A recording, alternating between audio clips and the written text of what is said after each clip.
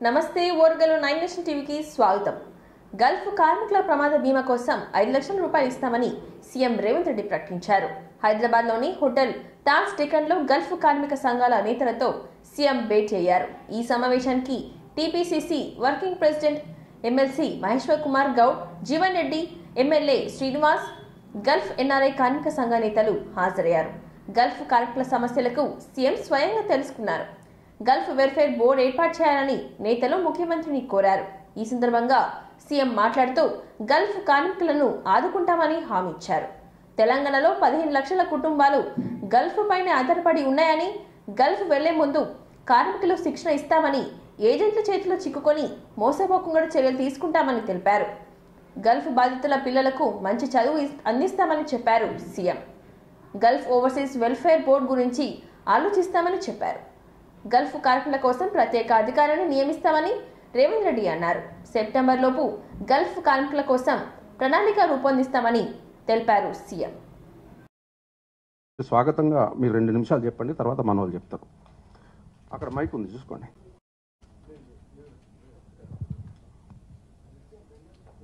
ఒకటిగా ఆడియన్స్.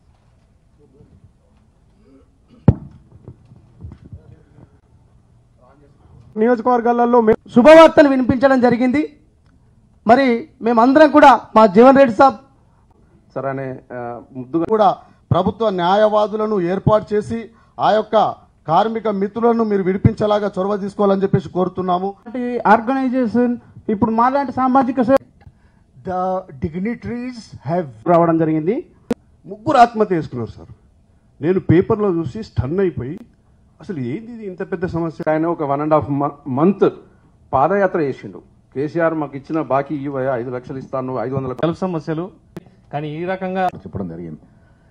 మోసాలు, గల్ఫ్ మోసాలు మన నిజామాబాద్ గల్ఫ్ పై ఆధారపడి ఉపాధి పొందుతున్నటువంటి గల్ఫ్ కార్మికులు కాంగ్రెస్ ప్రభుత్వం ఏదైతుందో ఇట్లా అకాల మరణకు గురైనటువంటి ఒక కుటుంబాన్ని ఆదుకోవడానికి 1 లక్ష రూపాయలు ఆర్థిక సాయం చేసింది. మనం తోడ్చి ఇవాళ స్వదేశానికి దాదాపు 2 లక్షల కోట్ల నిధి పొంది 100 కోట్ల ఈందో గల్ఫ్ లో అకాల మరణకు గురైన కుటుంబాలను ఆదుకోవటానికి కొరకు ఈ ప్రభుత్వం అండగా నాకేంద్ర కుటుంబాలు అక్కడికి వచ్చినాయి అని అడిగిన జిల్లా అధ్యక్షులకు చాలా మంది ఇచ్చి మమ్మల్ని గెలుపు నిర్ణయాలు తీసుకోవడం అనేది 2000 చేసినా కానీ ల్యాండింగ్ పర్మిషన్ ఇవ్వలేదు మన వాళ్ళు. ఏంటంటే మీద రాజకీయ పార్టీలు స్పందిస్తాయని మా ముఖ్యమంత్రి కార్యాలయంలో శేషాద్రి గారు అని సంస్థను ఏర్పాటు చేయడానికి ఒక సీనియర్ ఐఏఎస్ ఇతర అధికారులతో ఒక కంప్లీట్ 24/7 పనిచేసే ఒక వ్యవస్థను ఏర్పాటు చేయాలని మేము ఆల్రెడీ నిర్ణయం తీసుకున్నాం. ప్రభుత్వమే దిగి ఈ వ్యవస్థతోని మాట్లాడినప్పుడు ఖచ్చితంగా అక్కడ ఈ సంస్థలు దిగొస్తాయి.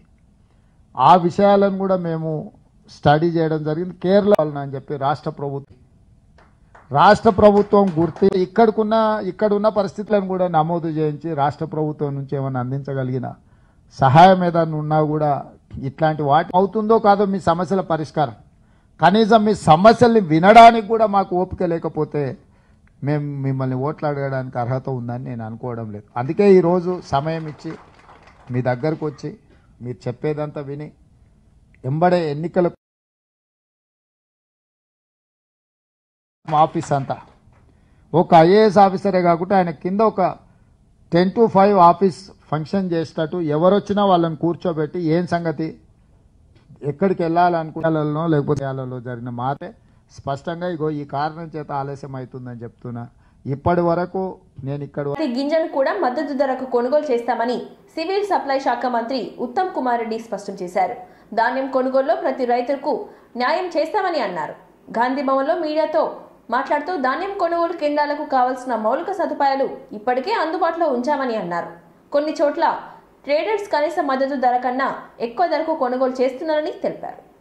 కొనుగోలు కేంద్రాల నుంచి రైస్ మిల్లులకు వెంటనే ధాన్యం రవాణా చేసేలా అధికారులకు ఆదేశాలు జారీ చేశామని ఆయన వెల్లడించారు. రైతులకు ధాన్యం డబ్బులు సకాలంలో అందించేందుకే చర్యలు తీసుకున్నామని అన్నారు. రైతులు ఒక్క గింజను కూడా ఎంఎస్పీ కన్నా తక్కువకు అమ్ముకోవద్దని మంత్రి సూచించారు.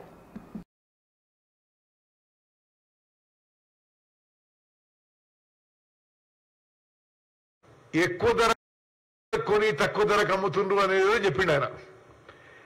2014-15 నుంచి 2019-20 వరకు అంటే దిస్ ఓన్లీ ఎగ్జాంపుల్స్. మాకు కొన్ని ఎగ్జాంపుల్స్ తీసి ఏం చెప్తున్నాం అంటే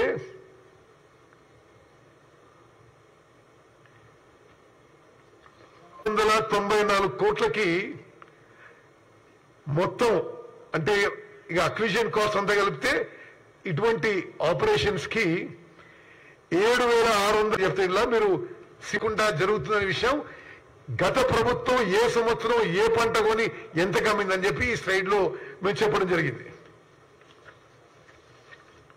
అంటే సగం కంటే తక్కువ ధరకి అమ్మడం జరిగింది. ఆ పాయింట్ మీకు హైలైట్ చేస్తూ నెక్స్ట్ స్లైడ్. గత ప్రభుత్వం ఎక్సెస్ ప్యాడీ చేస్తే అది అదే స్టాక్ ప్యాడీకి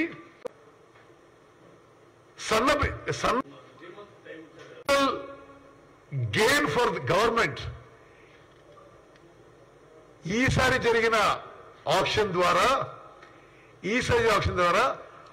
1,100 కోట్ల రూపాయలు అదనంగా ఆదాయం రాష్ట్ర ప్రభుత్వానికి రావడం జరిగిందని ఈ ఫిగర్స్ తెలియజేస్తున్నాయి.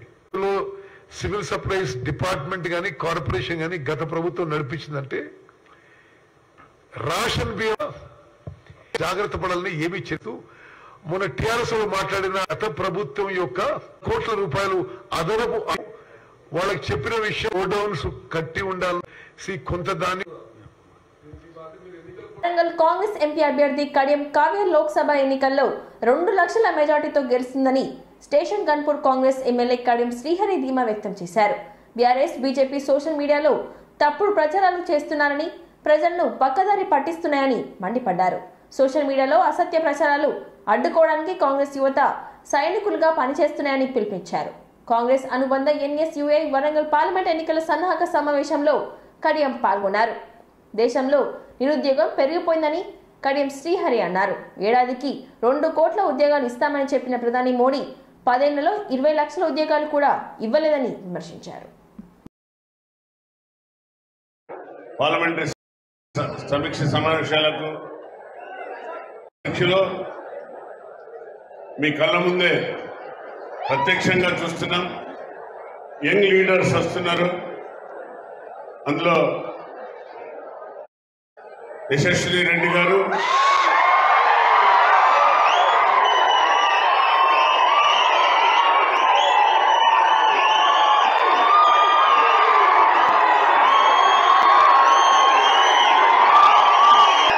మరొక యంగ్ మ్యాన్మేన్ డాక్టర్ కడియం కావ్య. సో ఇలాంటి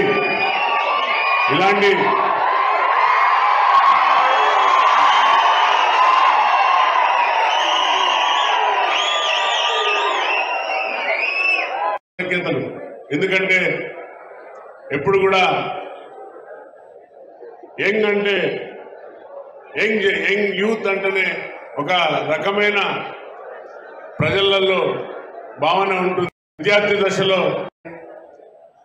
దాని తర్వాత నేను మీ అందరికీ తెలుసు పోలీసు ఉద్యోగంలో చేరడం జరిగింది. దానివల్ల అయినా కానీ ఆ పెద్దలందరూ 100 మినిట్స్ తప్పనిసరిగా ప్రతి ఒక్కరు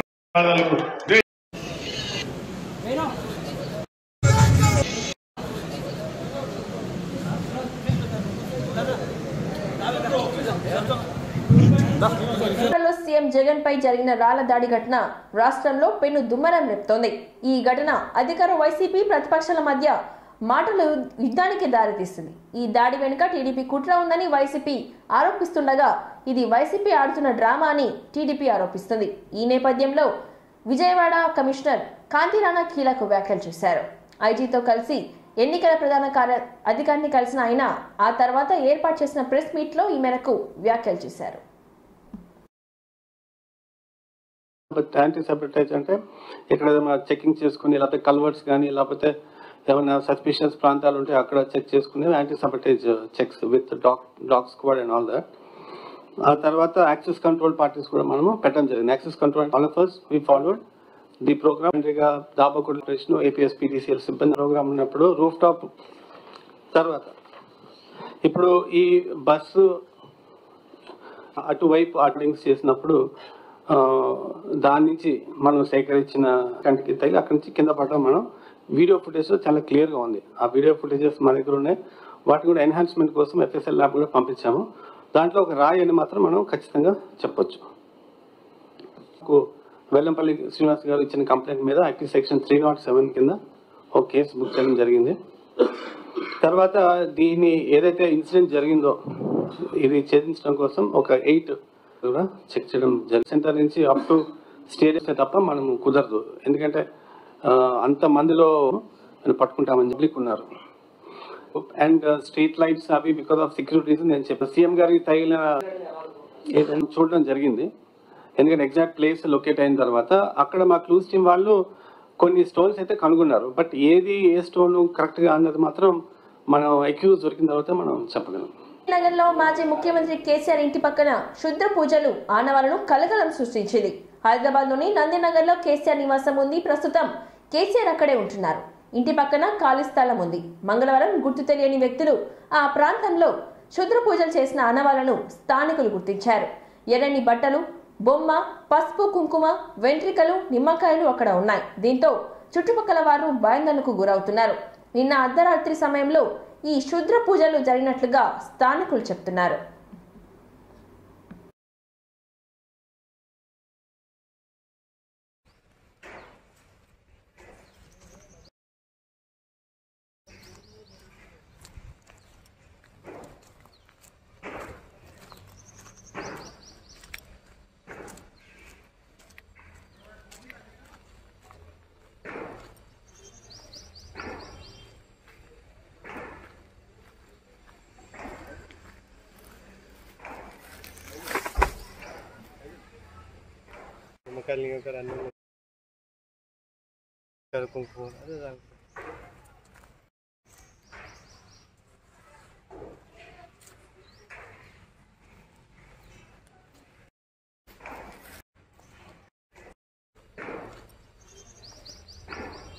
పై ప్రజలు ఆగ్రహంతో ఉన్నారని బీజేపీ రాజ్యసభ సభ్యుడు లక్ష్మణ్ అన్నారు. నాంపల్లిలోని పార్టీ కార్యాలయంలో నిర్వహించిన మీడియా సమావేశంలో ఆయన మాట్లాడుతూ రైతులకు వరి పంట బోనస్ ఇవ్వలేదు, వచ్చే సీజన్ కు ఇస్తామంటున్నారని చెప్పారు. ఇదేమైనా వాయిదాల ప్రభుత్వమా అని ఎద్దువ చేశారు. రైతు రాజ్యసభ వేదిక కాంగ్రెస్ కిసాన్ సెల్ 60 మంది రైతులు ఆత్మహత్య చేసుకున్నారని చెప్తున్నారని అన్నారు. కానీ మంత్రి ఉత్తమ్ కుమార్ రెడ్డి ఆత్మహత్యలు లేవని చెప్తున్నారని విమర్శించారు. రైతులు ఈ లోక్సభ ఎన్నికల్లో కాంగ్రెస్ కు ఎందుకు ఓటు వేయాలో సీఎం రేవంత్ రెడ్డి సమాధానం చెప్పాలని డిమాండ్ చేశారు. బీఆర్ఎస్ మాదిరిగానే కాంగ్రెస్ ప్రభుత్వం మాటల గారడీతో కాలం గడుపుతుందని, ఆ పార్టీ అంటేనే పచ్చి అబద్ధాలు, మోసం, కుట్రలు అని ఆయన విమర్శించారు. 2 లక్షల రుణమాఫీ ఆగస్టు 15 లోపల అమలు చేస్తాము, మమ్మల్ని నమ్మండి, కనికరించండి, ఓట్లేయండి అని చెప్పి వారు కేవలము ఓట్ల కోసం మరొకసారి ప్రజలను మోసం చేయడానికి నిన్న వారు మాట్లాడుతున్నారు. అసెంబ్లీ ఎన్నికల సందర్భంగా 6 గ్యారంటీలు, 60 పైగా హామీలు అమలు చేస్తాం.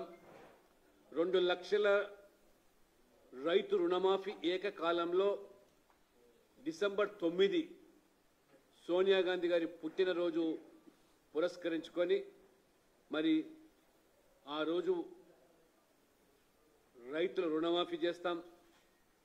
రైతు భరోసా 10 అబద్ధాలు చెబుతూ లేవు, బడ్జెట్ లేవు, ఏదైతే చిలుక పలుకులు పలుకుతున్నారో అబద్ధాలు, మోసం, ఎన్నికల కోడ్ అడ్డం వేయనందుకు మీకు ఓటు వేయాలన్నా 100 రోజుల్లో ప్రతి మహిళకు 500 రూపాయలు డ్రగ్ మాఫియాలో ఏదైతే మరి అవినీతి జరిగిందో దాన్ని వెలికి తీస్తామని ఇవాళ వాళ్ళందరూ చివరి కోర్టు సైతం ఏదైతే రెఫరెండంలా ఇవాళ నరేంద్ర అబద్ధాలతో ఇంకా 2 పార్టీల యొక్క ద్వంద్వ ఇవాళ స్వాతంత్ర దినోత్సవ బీజేపీ అభ్యర్థి స్వయంగా కాంగ్రెస్ నాయకులు ఫిరోజ్ ఖాన్ సైతం కూడా ఇవాళ వెలిబుచ్చుతా ఉన్నారు.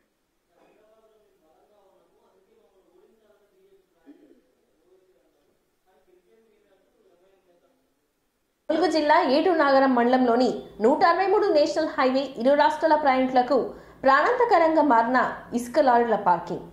ఒక పక్కన మండుతున్న వేసవి కాలం, మరోవైపు ఏటూరు నాగరం ఇసుక లారీల హైవే ఇష్టరాజ్యంగా వీరంగం ప్రదర్శిస్తున్నాయి. ప్రయాణికులు ప్రభుత్వానికి చెప్పుకుందామంటే వినేవాడు లేక ఆపేవాడు రాక విసుగు చెందుతున్న జనం.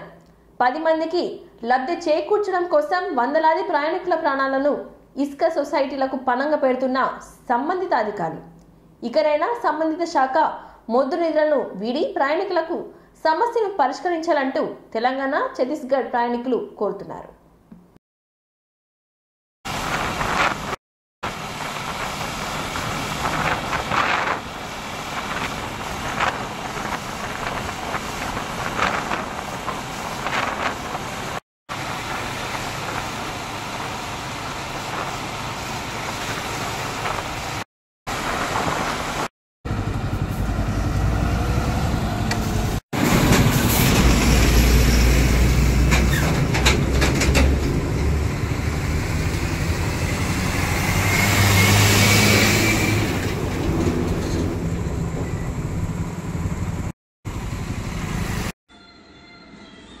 అధికార పార్టీ అండతో ఇసుక మాఫియా లీడర్లు ఇరువైపుల లారీలు పెట్టడం వలన అచ్చిపోయే ప్రయాణికులకు ప్రాణ భయంతో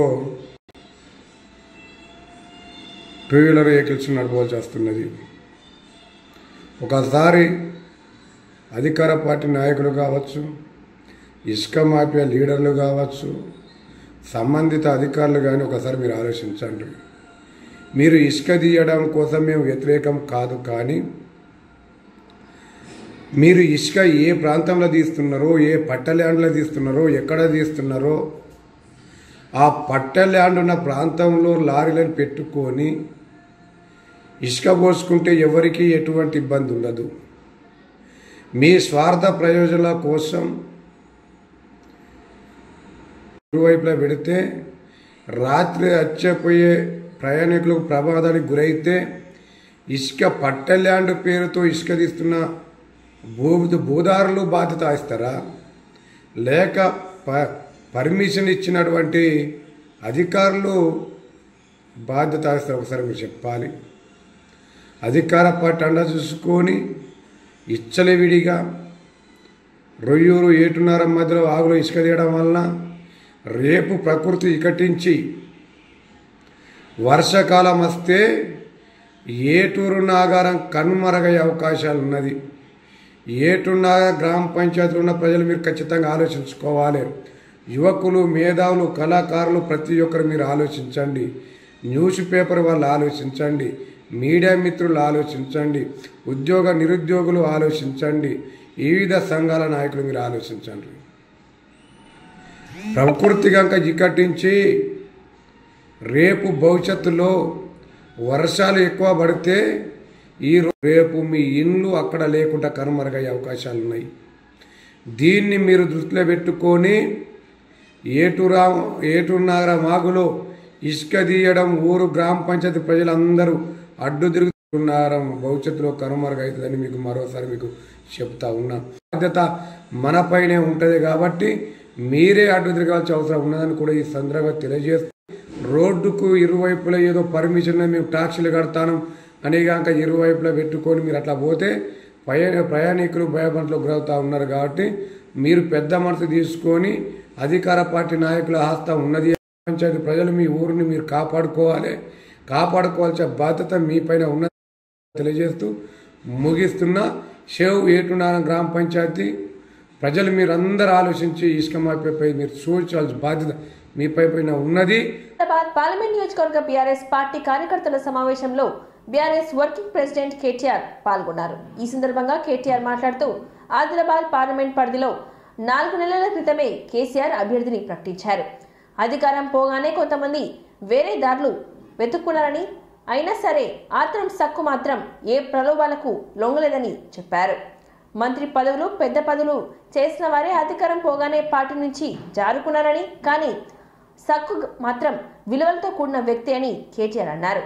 పార్టీ కష్టకాలంలో కూడా పార్టీతోనే ఉన్న నిజాయితీ గల వ్యక్తి అని, అరచేతిలో వైకుంఠం చూపిన కాంగ్రెస్ పార్టీ అధికారంలోకి వచ్చిందని విమర్శించారు. రుణమాఫీ, రైతు భరోసా అంటూ రేవంత్ రెడ్డి డైలాగులు కొట్టి అధికారంలో వచ్చాడని విమర్శించారు. పాత దేవాలయాలలో ఎవరు తిరుగుతాడు? ఎవరు పచ్చి దొంగలు తిరుగుతారు. మరి ముఖ్యమంత్రి ఇదివరకు ఏం పని చేస్తున్నారో నాకు తెలియదు, కానీ లంక మీద మాట్లాడుతున్నాడు. ఒక ముఖ్యమంత్రి స్థాయిలో మాట్లాడవలసిన మాటలేనా? అదే విధంగా ఆయన మాట్లాడే మాటలంటే చాలా విచిత్రం. ఆయన మంత్రులు ఏమైనా రేవంత్ రెడ్డి రైతు బంధు అన్నావు, రైతు బంధు 10,000 కేసీఆర్ పిచ్చివేస్తుండు.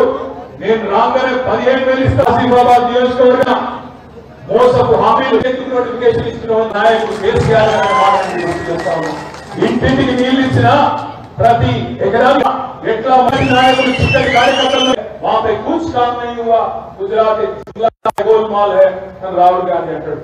రేవంత్ రెడ్డి ఏమంటాడు ఆదిలాబాద్ లో, नहीं तेलंगाना मॉडल ठीक नहीं है, हम भी जाएंगे गुजरात मॉडल के रास्ते पे, మేము కూడా గుజరాత్ మోడల్ నే వస్తామని చెప్పి రేవంత్ రెడ్డి మాట్లాడతారు. రాహుల్ గాంधी ఢిల్లీలో అంటాడు लिकर स्कैम नहीं है, कुछ नहीं है, अरविंद केजरीवाल को गिरफ्तार करना नाइंसाफी है, అన్యాయం. लिकर स्कैम లేదు, మన్ను లేదు, అరవింద్ కేజ్రీవాల్ లోపలేసుడు అన్యాయమని రాహుల్ గాంధీ స్పీచ్ కొడతాడు. ఇక్కడున్న కాంగ్రెస్ వాడు ఏమంటాడు రేవంత్ రెడ్డి లిక్కర్ స్కామ్ అయ్యింది, కవితమ్మను అరెస్ట్ చేసుడు కరెక్టే అని ఈయన మాట్లాడతాడు. అందుకే నేను అడుగుతున్నా మిత్రులారా, ఈయన ఎవరి కోసం పనిచేస్తున్నాడు రేవంత్ రెడ్డి? ఏ ఆदमी किसके लिए काम कर रहा? ये मोदी के रास्ते पे जा रहा या राहुल गांधी के रास्ते पे जा रहा? ये आप गौर करो. నేను ఇవాళ చెప్తే మీకు ఎక్కువ చెప్తుండేమో అనిపిస్తుంది, కానీ రాసి పెట్టుకోండి. పార్లమెంట్ ఎన్నిక మాట కూడా కడుతున్నాం. అదే మనకు రాముడితోనే పంచాయతీ లేదు, రాముడితో మనకేం పంచాయతీ లేదు. నేను ఒకటే ఆగస్టులోపు రైతులకు ఏకకాలంలో ఏక మొత్తంలో 2 లక్షల రూపాయల రుణమాఫీ చేస్తామని సీఎం రేవంత్ రెడ్డి ప్రకటించారు. వచ్చే వర్షాకాలంలో పండే వడ్లకు 500 రూపాయల బోనస్ ఇచ్చి ప్రతి గింజను కొంటామని హామీ ఇచ్చారు. ఇచ్చిన మాట ప్రకారం కోడంగల్ ఇరిగేషన్ స్కీమ్, ఆర్టీసీ బస్సులో మహిళలకు ఫ్రీ జర్నీ, 500 రూపాయలకే సిలిండర్ ఇచ్చాము. రుణమాఫీని కూడా అమలు చేస్తామని స్పష్టం చేశారు. లోక్సభ ఎన్నికల ప్రచారంలో భాగంగా నారాయణపేట జిల్లా కేంద్రంలోని సాయంత్రం కాంగ్రెస్ పార్టీ జనజాతర సభ నిర్వహించింది. ఈ సభలో సీఎం రేవంత్ రెడ్డి మాట్లాడుతూ ఇచ్చిన హామీల్లో 100 రోజుల కొన్ని అమలు చేస్తామని అన్నారు. ఇంకా చేయవలసింది చాలా ఉందని సీఎం రేవంత్ రెడ్డి అన్నారు. ఎన్నికల కోడ్ వల్ల రుణమాఫీ చేయలేకపోయామని ఆగస్టు 15 నాటికి అమలు చేస్తామని స్పష్టం చేశారు. వికారాబాద్ వరకు ఈ ప్రాంత ప్రజలు మాకెప్పుడు రైలు వస్తుంది, మేము రైలు కూత ఎప్పుడు వింటామని ఆనాడు కాంగ్రెస్ పార్టీ జెండాను మోసి న్యాయం జరుగుతుంది. అరెస్ట్ చేసి జైల్లో పెట్టబోయే నిర్ణయాలలో పార్టీ నియామకాలు రాజ్యసభలో 10 పైసలు ఖర్చు లేకుండా నామినేషన్ కు 10,000 కూడా పార్టీ కట్టి ఇవాళ 200-300 కోట్లు ఖర్చు పెట్టిన రాని ఎంపీ పదవి కాంగ్రెస్ పార్టీ. నేను అడుగుతున్నా, ఎప్పుడైనా కృష్ణా వికాస్ కన్నీళ్లు గార్చుకుంటూ ఆ పొగ ఊపిరితిత్తులకు పోయి వాడికి ప్రతి ఇందిరమ్మ ఇంటికి 5 లక్షలు ఉచితంగా ఇవ్వాలని నేను నిధులు మంజూరు చేస్తే ఇవాళ రేవంత్ రెడ్డిని ఓడగొట్టిన బాధ్యతలు చేపట్టి ఏ ఒక్క రోజైనా ఏ ఒక్క గంటల కుతంత్రాలతోని వదలకుండా జైల్లో పెట్టినప్పుడు 500 రూపాయలకు సిలిండర్ ఇచ్చినో బూతుల మెజార్టీ తెస్తారో సిద్ధమేనా? మా ప్రాంతానికి ఎవరు ఆనాడు కేసీఆర్ పార్టీ అభ్యర్థిగా మా ప్రాంతంలో ఉద్యోగ ఉపాధి అవకాశం ముదిరాజు బిడ్డను ఇవాళ ఈ వేదిక మీద నుంచి మీకు ఒక మాట ఇవ్వదలుచుకున్నా. మెదక్లో నీలం ముదిరాజుని గెలిపించండి, మహబూబ్నగర్ లో వంశీ చంద్రెడ్డిని గెలిపిస్తే నేను ముఖ్యమంత్రి అయిన ఎంబడే పెద్దలు దామోదర్ నరసింహ వర్గీకరణకు అండగా ఆనాడు కేసీఆర్ ఎవరికి అక్కడ నాయకుడిగా ఇవాళ నాయకత్వం వహిస్తున్నాడంటే ఇవన్నీ సామాజిక వర్గాలు. బీజేపీ చెప్తున్న డబుల్ ఇంజన్ సర్కార్ అంటే ఉన్న అప్పులను రెట్టింపు చేయడమేనని పిసిసి వర్కింగ్ ప్రెసిడెంట్ జగ్గారెడ్డి అన్నారు. నెహ్రూ కాలం నుంచి మన్మోహన్ సింగ్ వరకు దేశం రుణం 55 లక్షల కోట్లు ఉంటే నరేంద్ర మోడీ హయాంలో 13 లక్షల కోట్లు అప్పు చేశారని అన్నారు. దేశానికి అప్పులు చేసే ప్రధాని వద్దని అన్నారు. రాష్ట్రంలో కాంగ్రెస్ ను 15 ఎంపీ సీట్లలో ప్రజలు గెలిపించాలని ఆయన కోరారు. లే అంటే ప్రతి నవ్వేవాడిని మనం ప్రోత్సహించాలి. అది కూడా రాహుల్ గాంధీ గారి యొక్క మొత్తం అందులో భాగమే మహాత్మా గాంధీ గారు కూడా చాలా పెద్ద రిచ్. దేశ రాజకీయాల్లో మేము పవర్లు ఉన్నాము, అది మాటలు నడుపుతారు. ఇది కాంగ్రెస్ పార్టీకి మేము మళ్ళొకసారి చెప్పాల్సిన బాధ్యత అవసరం మాకున్నది. కొనసాగింది, కొనసాగుతూనే. మన్మోహన్ సింగ్ గారు దిగిపోయేంత వరకు ఎప్పంతా ఎవరు దేశ ప్రజల మీదనే కదా పడేది. ఈ 65 ఏళ్ళ ఈ అప్పులో ఒక ఎత్తు అయితే 9 ఏళ్ళ అప్పు ఇంతనా? ఇది దేశ ప్రజలు ఆలోచన చేస్తున్నారా? శ్రీరాముడి పేరు చెప్తారు, పబ్లిక్ ను పరిచయం చేస్తారు. కాదు, అప్పులు లేకుండా మంచి పరిపాలన అందియాలి. ఆ కుమ్మరులు కలిసిరు, దానికి ఇవ్వలే. ఆయన రైట్ లెఫ్ట్ 2 చేతులు ఒప్పుతున్నారు. దేశంలో అన్ని పార్టీలను చేస్తారు. ఇది వాస్తవం. ఇది నేను కూడా 2014 ఆడ రాళ్ళు కొట్టుకుంటున్నారు. ఆడ ప్రజలకు ఇబ్బంది కాకుండా బీజేపీ వాళ్ళకి తెలియదు. నా గురించే చెప్తున్నా, నాకు ప్రజల సంఘం ఎప్పుడు వచ్చేలా వీరు పరిశ్రమలు ఉన్నారా, వీరికి దేవునికి భయపెట్టిస్తే వీడు ఏంటారా అన్న సరే నేను భయపడతాను. 13వ తేదీన జరగనున్న లోక్సభ ఎన్నికలను పకడ్బందీగా నిర్వహించేందుకే నోడల్ అధికారులు సమన్వయంతో చర్యలు చేపట్టాలని హన్మకొండ జిల్లా కలెక్టర్ సీతా పట్నాయక్ అన్నారు.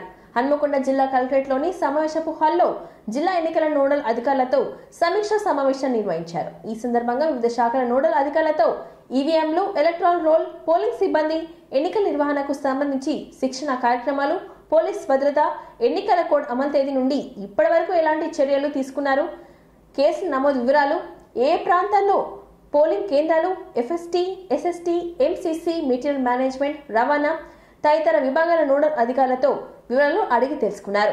వాటిపై చర్చించారు కలెక్టర్.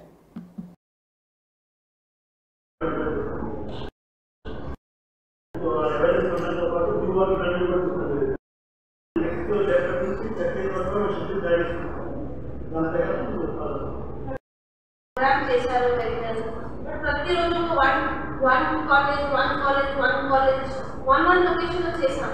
సో 1 లొకేషన్ చేస్తే మరి అంత అవుట్ రీచ్ ఉండదు. కొంచెం మాస్ ప్రోగ్రామ్స్ చేయాలి. సపోజ్ మీరు ఒక రోజు సమ్ టీమ్ ఫిక్స్ చేశారు.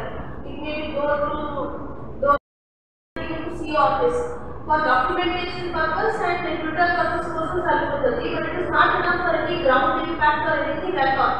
So my recommendation is now to really increase the volume at a mass scale of these sunny activities for zero and water ready to help with regarding 30% of the PTR activities from tomorrow onwards, and every social media handle on a daily basis, and I should really feel that sweep activity is picked up.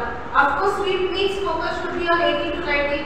Youth vote is number 1, and that how to get that section to vote on May 13th is the biggest challenge. Everything will be calculated. That day we should not be in any, like both of 30% voting వచ్చింది or the rest you 18 to 19 అంటే ఇంకా తక్కువ వచ్చింది. That danger is looking very, very real now. నైమ్నగర్ వంతెన నుండి ప్రారంభమై నాలా అభివృద్ధి పనులను వానాకాలం ప్రారంభం నాటికి పూర్తి కావాలని, అందుకు సంబంధించిన పనులను వేగవంతంగా పూర్తి చేయాలని హన్మకొండ జిల్లా కలెక్టర్ సీతా పట్నాయక్ అన్నారు.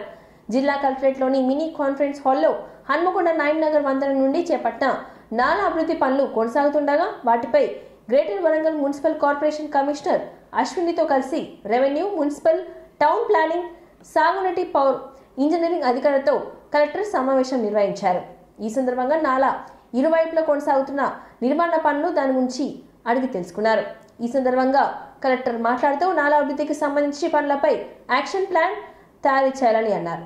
నాలా అభివృద్ధి పనులను వేగవంతంగా పూర్తి చేయడంతో అధికారులు సమన్వయంతో చర్యలు చేపట్టాలని అన్నారు. నాలా అభివృద్ధి పనులను జూన్ 15వ తేదీ వరకు పూర్తి కావాలని ఆమె సూచించారు.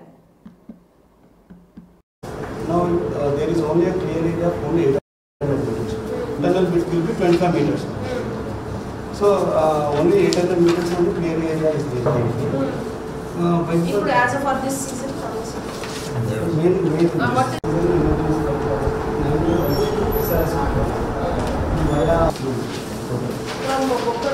from Naimnagar to SRSP Kelly. Total both side retaining wall. Retaining wall and retaining wall. Both side retaining wall and wetland. We have taken up the construction of initially first both side retaining wall we have taken. So actually the total length is working length 1500 meters. Now there is only a clear area of only 800 meters. Tunnel width will be 25 meters. So only 800 meters only clear area is there. ఇప్పుడు as of for this season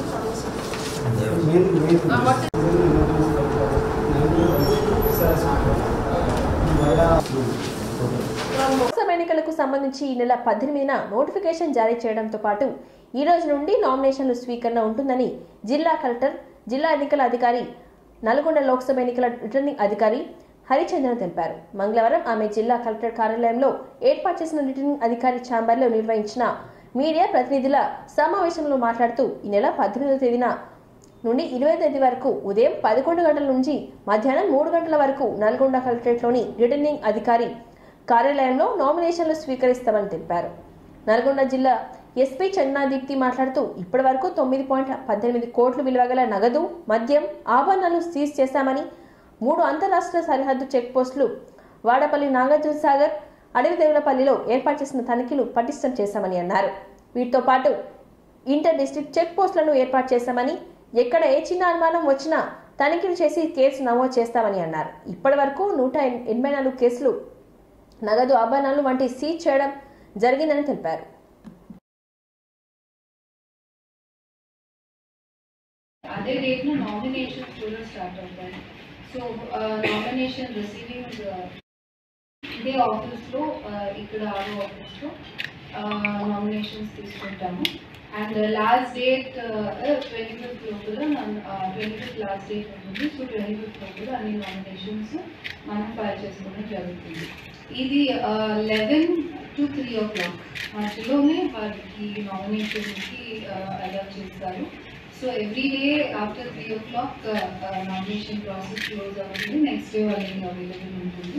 ఇది public హాలిడేస్లో nominations తీసుకోగలరు.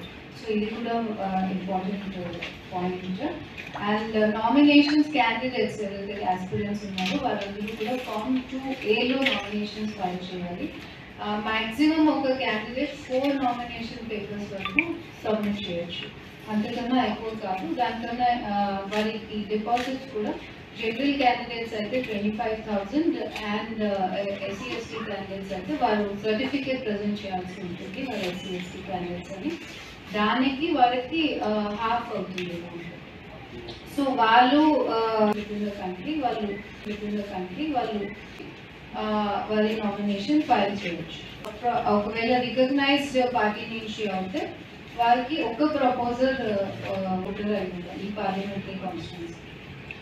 ఒకవేళ candidate registered auditors nomination general election process, ఇది nomination process గురించి మీకు 17.2 lakh service workers ఉన్నారు and 80 senior citizens. ఈసారి note చేసుకోవాల్సింది మనం 80+ కాకుండా లాస్ట్ అసెంబ్లీ ఎలక్షన్లో ఈసారి 85 years ప్లస్ ఓటర్స్ అందరికీ హోమ్ ఓటింగ్ ఏర్పాటు చేస్తున్నాము.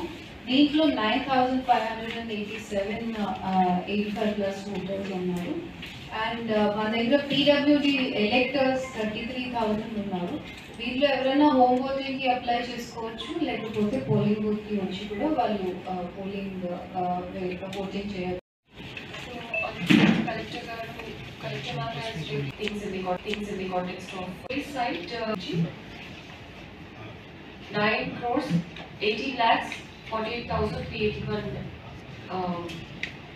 వర్త్ ఉన్నటువంటి ఫిగర్స్ చేయడం జరిగింది. వీటిలో cash, precious metals, freebies, liquor ఇవన్నీ కూడా యూజ్ చేయడం జరిగింది. So we also have been running check posts at 8 places. 3 are interstate and 5 are interdistrict. ఇవి కొన్ని రోజులు ఇంటిగ్రేటెడ్ చేశాము. అండ్ ఫ్రమ్ 18th ఆన్వర్డ్స్ వీటిలో ఇంటిగ్రేటెడ్ చెక్ పోస్ట్ కూడా ఉంటాయి, which means different departments, all departments which are concerned with checking at the checkpoint, వాళ్ళందరూ కూడా అక్కడ ఉండి ఆన్ ద స్పాట్ వెరిఫికేషన్ చేస్తారు. ఎనీ సస్పిషియస్ క్యాచ్ ఉంటే దాన్ని డిస్ట్రిక్ట్ రివాన్స్ కమిటీ డీజీసీకి అప్పచెప్పడం జరుగుతుంది. వాళ్ళు వెరిఫై చేసిన తర్వాత జర్మనీ అనిపిస్తుంది రిలీజ్ చేస్తారు. బాలీవుడ్ స్టార్ హీరో సల్మాన్ ఖాన్ ఇంటికి మహారాష్ట్ర సీఎం ఏక్నాథ్ షిండే వెళ్లారు. ఇటీవలే సల్మాన్ ఖాన్ ఇంటి వద్ద ఇద్దరు వ్యక్తులు కాల్పులు జరిపిన సంగతి తెలిసిందే. ఈ క్రమంలో సల్మాన్ ఖాన్ ఆయన కలిశారు. ఈ భేటీలో సల్మాన్ ఖాన్ తండ్రి సలీం ఖాన్ కూడా ఉన్నారు. భద్రతా ఏర్పాట్లపై సీఎం ఆరా తీశారు. మహారాష్ట్రలో ఎలాంటి అండర్ వరల్డ్ కార్యకలాపాలను సహించలేదని సీఎం అన్నారు. ముంబైలోని బంద్రా ప్రాంతంలోని సల్మాన్ ఖాన్ గెలాక్సీ అపార్ట్మెంట్లో వెలుపల ఇద్దరు వ్యక్తులు బైక్పై వచ్చి కాల్పులు జరిపారు. ఆ టైంలో సల్మాన్ ఇంట్లోనే ఉన్నారు. దీనిపై కేసు నమోదు చేసుకున్న పోలీసులు ఇద్దరు నిందితులను అరెస్ట్ చేశారు. నిందితులను విక్కీ గుప్తా, సాగర్ పాల్ గా గుర్తించారు. నిందితులు ఇద్దరు బీహార్కు చెందినవారని, సల్మాన్ ఖాన్ కు ఇంతకుముందు కూడా చాలా సార్లు చంపేస్తామని బెదిరింపులు వచ్చాయని అన్నారు.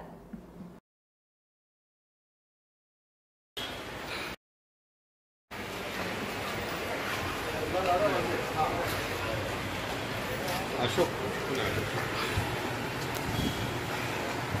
लिफ्ट पुढे किती हाँ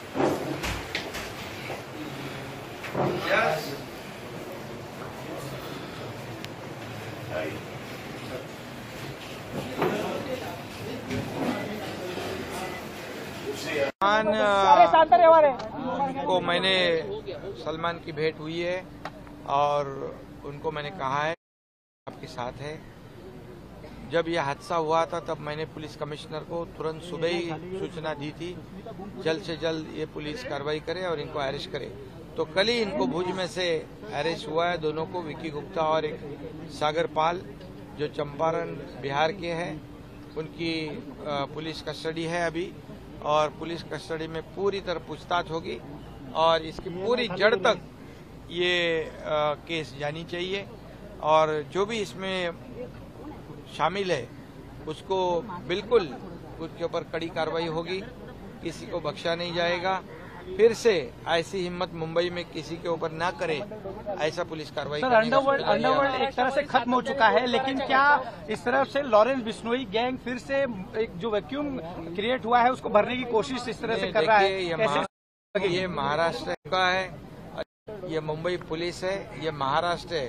या किसी की दादागिरी हम चलने नहीं देंगे और किसी भी नागरिक को कोई भी तकलीफ देने का काम करेगा। ये सलमान तो एक हमारा बहुत बड़ा फिल्म इंडस्ट्री में बहुत ही पॉपुलर फेस है और उसके परिवार की जिम्मेदारी भी हमारी है, सरकार की है। और यह ऐसी कोई गैंग वांग यहाँ पर चलेगी नहीं, किसी की दादागिरी यहाँ मुंबई महाराष्ट्र में हम चलने नहीं देंगे। और ये जो पकड़े हुए हैं उनसे पूछताछ शुरू है, ये जड़ तक पूरी इंक्वायरी जाएगी और जो भी इसमें शामिल है जो उसके ऊपर कड़ी कार्रवाई होगी। और इसके अंदर सलमान को पूरी तरह सुरक्षा देने की सूचना मैंने पुलिस कमिश्नर को दी है, उसके परिवार को भी सुरक्षा देने की सूचना दी हुई है। और बिल्कुल सलमान को कहा है चिंता करने की आवश्यकता नहीं, हम सरकार आपके साथ है। ये सरकार लोगों की सरकार है और इसलिए लोगों की हिफाजत करना, उनकी रक्षा करना हमारा काम है, वो हम करेंगे। सर, विपक्ष का कहना है कि कहीं न कहीं सरकार की फेल हो रही है, कानून व्यवस्था स्थिति खराब हो रही है। कल उद्धव ठाकरे ने कहा हिंदी हो जाए, ये जो भी उनको उखाड़ने में निश्चित रूप से बताऊंगा। भी हमारे महाराष्ट्र के मुंबई के जनता के खिलाफ आग उठाने की कोशिश की तो उसकी जगह उसको दिखा दी जाएगी। बस ఇంతటితో ఈ వార్తలు సమాప్తం. మరిన్ని వార్తలతో మళ్ళీ కలుద్దాం. చూస్తూనే ఉండండి ఓవర్గల్ 9 నేషనల్ టీవీ.